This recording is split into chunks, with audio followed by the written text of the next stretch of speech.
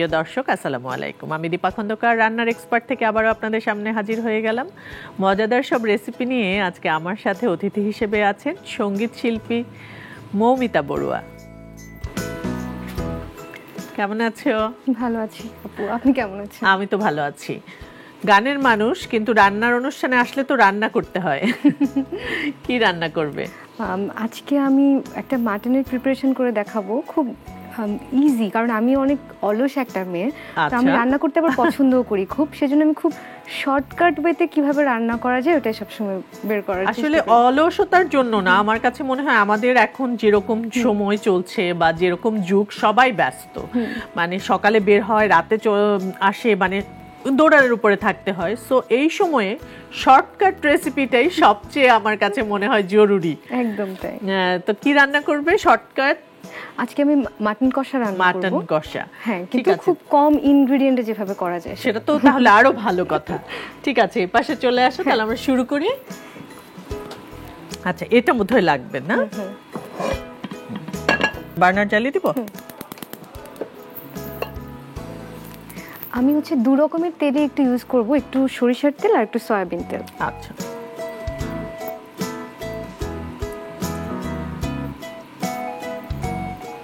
সাথে কি একটু সয়াবিন তেল, রাইট?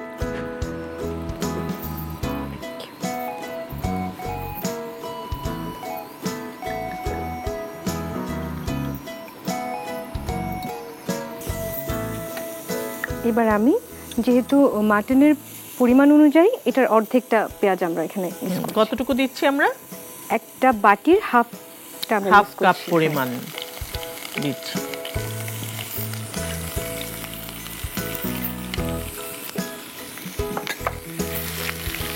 এটা কি ভাজা ভাজা করতে হবে? একটু ভাজা ভাজা করতে হবে।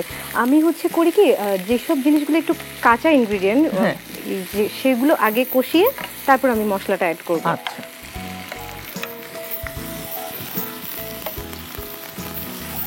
রান্না করা হয় বাসায়? হ্যাঁ, আমার দাদি খুব ভালো রান্না করতো। এখন আমার দাদি মারা যাওয়ার আগ পর্যন্ত আমি কিছু পারতাম না, তো দাদি মারা যাওয়ার পরে কিভাবে আমি রান্না করতে পারি আমি আজ পর্যন্ত জানি না। মানে দাদির খাওয়াটা মিস করতে করতে মনে হয় যে হ্যাঁ, কারণ আমার টেস্ট বাড খুব ভালো ছিল ছোটবেলা থেকে। আমি বুঝতে পারতাম যে কোন ইনগ্রেডিয়েন্ট না দেওয়ার ফলে এটা হয়নি আর কোনটা দেওয়ার ফলে এটা হয়েছে, কিন্তু রাঁধতে পারতাম না, কিছু করতে পারতাম না। দাদি মারা যাওয়ার পরে কিভাবে যেন আমি কিভাবে পারি জানি না। আচ্ছা, এবার আমি আদা বাটা রসুন বাটাটা একটু দিয়ে দিই। আদা রসুন বাটা আমি 2 চা চামচ আদা বাটা আর 2 চা চামচ রসুন বাটা।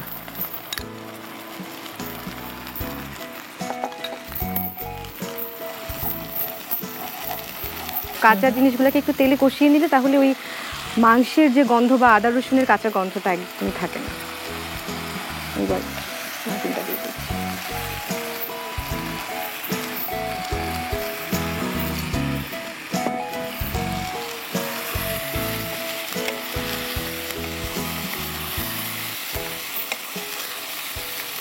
মৌমিতার গান শেখা কত বছর বয়স থেকে? আমি গান শেখাটা শুরু করি আমার বাবার হাত ধরে। আমার বাবা একজন কণ্ঠশিল্পী, সুরকার, সঙ্গীত পরিচালক, তো ওইভাবেই গানটা শুরু একদম বাসা থেকে বাবার হাতে খড়ি। তারপরে আমি অনুপ্রভা বড়ুয়া দিনার কাছে কিছুদিন শিখেছি। এরপরে আমি উচ্চাঙ্গ সঙ্গীতে তালিম নিয়েছি সুব্রত দাস অনুজয়ের কাছে। কত বছর বয়সে? আমি গান শিখতে ভর্তি হই 4 বছর বয়সে, খুব ছোট বয়সে। তখন আমি লিখতেও পারতাম না। আমি খুব সুন্দর একটা সাংস্কৃতিক পরিমণ্ডলে বড় হয়েছি। পড়াশোনার পাশাপাশি গানটা অনেকটা ম্যান্ডেটরি ছিল, যে গান তো করবেই। তবে কত বছর গান শিখেছো? উচ্চাঙ্গ সঙ্গীতে তালিম নিয়েছি প্রায় 15 বছর। আর কিন্তু প্রফেশনাল জার্নিটা শুরু হয়েছে মূলত একটা রিয়েলিটি শোর পরে। কোন শোটা ছিল? সেরা কণ্ঠ। সেরা কণ্ঠ ছিল। এটা হতে হতে নিয়ে নিচ্ছি ছোট্ট একটা বিজ্ঞাপন বিরতি। দর্শক, চলে যাচ্ছি ছোট্ট একটা বিজ্ঞাপন বিরতিতে, আমাদের সাথেই থাকুন।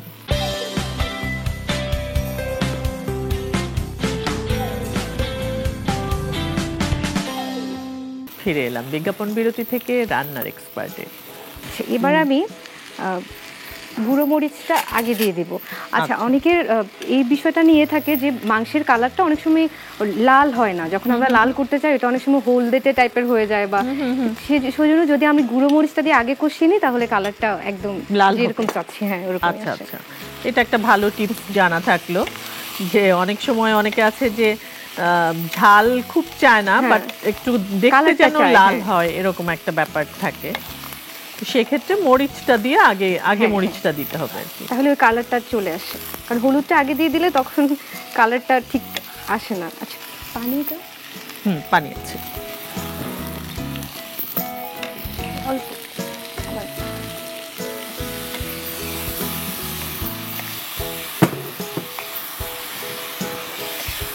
2017-তে তুমি যখন সেরা কণ্ঠে এলে কততম হয়েছিলে তুমি? ফোর্থ পজিশনে ছিলাম। ফোর্থ পজিশনে ফাইনালিস্ট ছিলাম, ফোর্থ পজিশনে।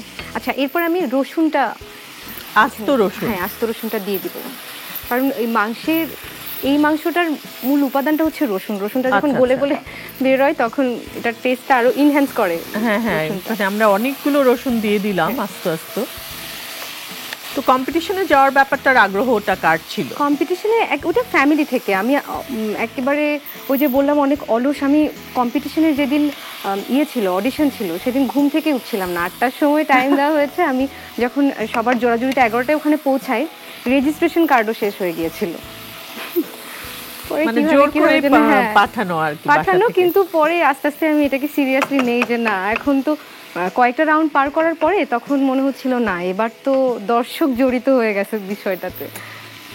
আচ্ছা, এবার অন্যান্য মশলাগুলো দিয়ে দিব। একটু হলুদ দিচ্ছি 1 চা চামচের মতো, জিরা গুঁড়া দিচ্ছি, হলুদ জিরা 1 চা চামচের মতোই দিয়েছি। গরম অনেকে মাংসে সবকিছু বাটা ইউজ করে, তো আমি এই জন্য বলছি যে যারা আমরা খুব তাড়াতাড়ি রান্না করতে চাই তাদের জন্য এটা অনেক ইজি, পাউডার গুঁড়ো মশলা ইউজ করলে। আর অনেকে আছে যারা তেজপাতা, লং, এলাচি এগুলো গালে পড়াটা পছন্দ করে না। আমিও পছন্দ করি না, তাই আমিও গুঁড়াটা পছন্দ করি। আচ্ছা, আর একটু পানি লাগবে আমাদের।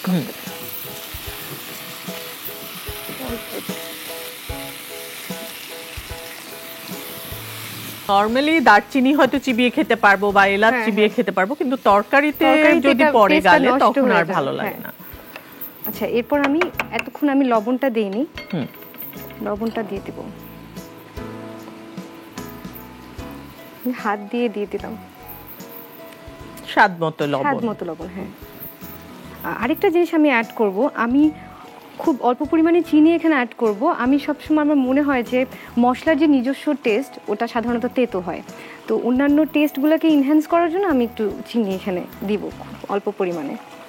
এটাও যার যার টেস্ট অনুযায়ী পছন্দ মতো দিয়ে। আরেকটা জিনিস অ্যাড করব, সেটা হচ্ছে পেঁপে অ্যাড করলে মাংসটা তাড়াতাড়ি গলে যাবে।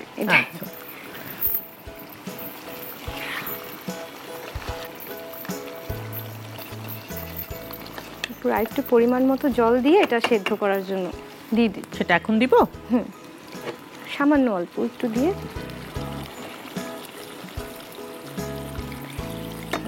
ঢাকা দিই।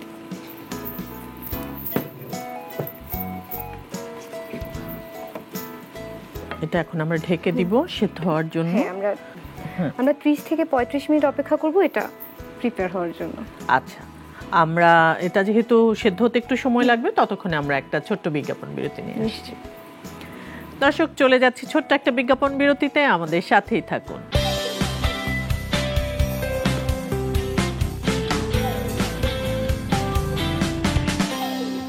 ফিরে এলাম বিজ্ঞাপন বিরতি থেকে রান্নার এক্সপার্টে। মৌমিতা, এটা যেহেতু আমাদের হতে আরো একটু সময় লাগবে, তো আমরা তোমার সম্পর্কে আরো অনেক কিছু জানতে চাই। কি কাজ করছো, কি চলছে এখন? ব্যস্ততা যাচ্ছে গান নিয়ে, স্টেজ শোজ, তার পাশাপাশি একটা খুব সম্প্রতি একটা ওয়েব সিরিজে আমি টাইটেল ট্র্যাকটা গেয়েছি, ভীষণ সুন্দর একটা গান, তো ওটা আসছে সামনে। কোন ওয়েব সিরিজ? ফ্রেন্ডজি নামের একটা ওয়েব সিরিজ আছে। আচ্ছা, ফ্রেন্ডজিতে আমিও অভিনয় করেছি একটা ক্যারেক্টারে। এটা বেশ ভালো লাগছে কি শুনে। কি গানটা ওটা? প্রেমের মতো লাগে। আচ্ছা আচ্ছা, প্লেব্যাক সিঙ্গিং ভালো লাগে নাকি স্টেজ শো, কোনটা এনজয় করো? দুটোর দুরকম অনুভূতি। একটা হচ্ছে আমার বাবা সবসময় বলেন যে গান গাওয়াটা একটা বিশাল অভিনয়ের জায়গা, কারণ প্রত্যেকটা গানের আলাদা আলাদা ক্যারেক্টার থাকে, তুমি যতক্ষণ ক্যারেক্টারে ঢুকে গাইতে পারবে না ওটা তোমার হবে না। বাহ, চমৎকার করে কিন্তু উনি একদম ডেসক্রাইব করে দিয়েছেন। হ্যাঁ, প্লেব্যাকের বিষয়টা তো একেবারে অভিনয়, কারণ আমাদেরকে তো নাটকের সিকোয়েন্সগুলো বলে দেওয়া হয়। আর স্টেজের ব্যাপারটা যেটা, সেটা হচ্ছে আমরা তো সবসময় দর্শকের রিয়াকশনটা এত দূর থেকে বুঝতে পারি না, কিন্তু স্টেজে দেখতে পাই, ভালো লাগলেও বুঝতে পারি, ভালো না লাগলেও বুঝতে পারি। আর এই অনুভূতিটা খুব সুন্দর, যখন আমি গাচ্ছি, স্পেশালি যখন ভালো লাগছে, ওটা যখন চোখে মুখে দেখি তখন অন্যরকম একটা প্রাপ্তি। এটাও কোনো পুরস্কার দিয়ে, কোনো কিছু দিয়ে কখনো বলে বোঝানো যাবে না। আচ্ছা, প্রথম স্টেজ শো মনে আছে? হ্যাঁ, মনে আছে। খুব ছোটবেলায়, তখন আমি সম্ভবত ক্লাস 1-এ পড়ি। বড় মামা কোলে করে নিয়ে গিয়ে স্টেজে রাখে। স্টেজে আমার বাবা আগে থেকে ছিল, যেহেতু আমার বাবা আমার সাথে হারমোনিয়াম বাজাবেন, ছোট ছিলাম অনেক। তো আমি এত ভয় পেয়েছিলাম যে বড় মামাকে কোল থেকে নামানোর পরে আমি জুতো খুলে স্টেজে উঠি। মানে ওটা খুব মনে পড়ে। প্রথমবার কি গান গেয়েছিলে সেটা মনে আছে? রুনা লায়লার শিল্পী আমি গানটা গিয়েছিলাম ওই বয়সে? আচ্ছা আচ্ছা, মানে কেমন ফিলিং ছিল? ভয় পাওনি, পা কাঁপেনি, এরকম কিছু হয়নি? ভয় পাইনি, মানে ওই জুতো খোলাটা পর্যন্ত ভয় লেগেছে, কিন্তু আমি যখনই স্টেজে গিয়ে দর্শক দেখেছি, আমি জানি না ওই অজানা কারণে অত ছোট বয়সে আমার কোনো ওই ফিয়ারটা কাজই করেনি স্টেজে। আমি খুব আনন্দে, এত মানুষ দেখে আমি খুশিতে একেবারে পুরো গান গিয়ে নেমে চলে এসেছি, আমি বুঝতেই পারিনি। সেই ক্লাস 1 থেকে মনে করো, তারপরে তুমি সেরা কণ্ঠে চলে এলে, তারপরে উইনার হলে ওখানে, তারপর যখন স্টেজ শো করেছো সেটার ফিলিং কেমন ছিল? সেটা কোথায় ছিল? আমি প্রথম সেরা কণ্ঠের পরে স্টেজে যাই একটা বিমান বাহিনীর একটা শোতে। তো খুবই রেস্ট্রিক্টেড একটা জায়গা, ওইখানে আমি হয়তো ওভাবে বুঝতে পারছিলাম না, কারণ খুব রেস্ট্রিক্টেড একটা এরিয়াতে শো হচ্ছিল। তো পরবর্তীতে যখন আমি আসলেই জনসম্মুখে প্রোগ্রাম করতে গেছি, আগেরটার সাথে এটার অনেক পার্থক্য। কারণ এইবার হয় কি, আমরা যারা রিয়েলিটি শো থেকে এসেছি, আমাদের সব থেকে বড় দায়িত্বের জায়গা কিন্তু দর্শক, কারণ দর্শক ভোটেই আমাদেরকে আজকে এখানে। তো ওই যে দর্শকের একটা আনন্দ যে আমরা এই শিল্পীকে এই জায়গায় এনেছি, এবং ওইটা দেখতে পাই প্রত্যেকটা অর্গানাইজার যারা আমাদেরকে নিয়ে যাচ্ছে শোতে, এবং যেখানে আমরা প্রোগ্রাম করতে যাচ্ছি, দর্শকের উল্লাস সব দেখে বুঝতে পারি যে না, আরও অনেক কিছু আসলে করার আছে, দর্শককে দেবার আছে। আমাদের এটাও বোধহয় অনেকটাই হয়ে এসেছে, আমরা একটু দেখি। হ্যাঁ, স্মেলটাও পাচ্ছি খুব ভালো। Thank you. আর কিছু দেয়ার আছে আমাদের? আমি এবার একটু উপর থেকে একটু ঝালের জন্য কাঁচামরিচটা দিয়ে দিব, হাত দিয়ে দিচ্ছি। এটা যারা ঝাল কম খেতে পছন্দ করে চাইলে স্কিপ করতে পারে। যেহেতু আমরা কাঁচামরিচটা দিয়েছি, 2-4 মিনিট একটু কাঁচামরিচটা স্মেলটা মিশুক। হ্যাঁ, এবার আমরা একটু ঠিক, তারপরে আমরা নামিয়ে ফেলবো। গান নিয়ে নতুন আর কি প্ল্যানিং আছে? আর দুটো গান আছে যেগুলো নিয়ে আমি অনেক বেশি আশাবাদী। দুটো গান, একটা গানের গীতিকার শ্রদ্ধেয় গাজী মাজরুল আনোয়ার স্যার, উনি মারা যাওয়ার আগে যে কয়েকটা প্রজেক্ট করেছিল, আমি খুব লাকি যে একটা গান উনি আমাকে সামনে বসিয়ে রেখে আমার জন্য লিখেছেন। তো ওই গানটির রেকর্ডিং সম্পন্ন হয়েছে, ওটার জাস্ট ভিডিওটা হলে দর্শক গানটা পাবে। এটা আমার জীবনে একটা বিশাল স্বপ্নেরও জায়গা। আর আরেকটা গান, ওটাও আমি খুব কি বলবো, অনেক লাকি যে কিংবদন্তিরা আমাকে ভীষণ স্নেহ করেছেন, এবং ওই স্নেহের পরিপ্রেক্ষিতে আর ওনারা কী দিয়ে আমাকে খুশি করবেন, ওনারা আমাকে গান উপহার দিয়েছেন, এবং আমিও চেষ্টা করেছি ওগুলোর সাথে জাস্টিস করার। আরেকটি গানের কথা বলছিলাম, যেটার সুর করেছেন শ্রদ্ধেয় কুমার বিশ্বজিৎ স্যার এবং লিখেছেন আসিফ ইকবাল ভাইয়া। তো এই দুটো গান নিয়ে আমি খুব আশাবাদী, কারণ এই দুটো গানে আমার মনে হয় যে ওনাদের আশীর্বাদ আছে। দেখা যাক কি হয়। আমাদের এটা প্রায় হয়ে গেছে, আমার মনে হয় সার্ভ করতে পারি। হ্যাঁ, চুলাটা বন্ধ করে দিই না?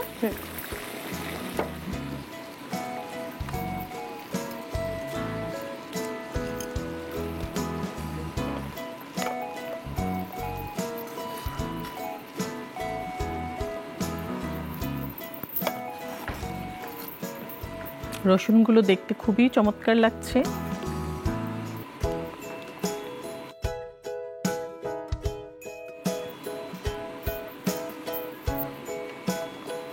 হয়ে গেল মাটন কষা। Thank you so much. দর্শক, মজাদার মাটন কষা তৈরি হয়ে গেল।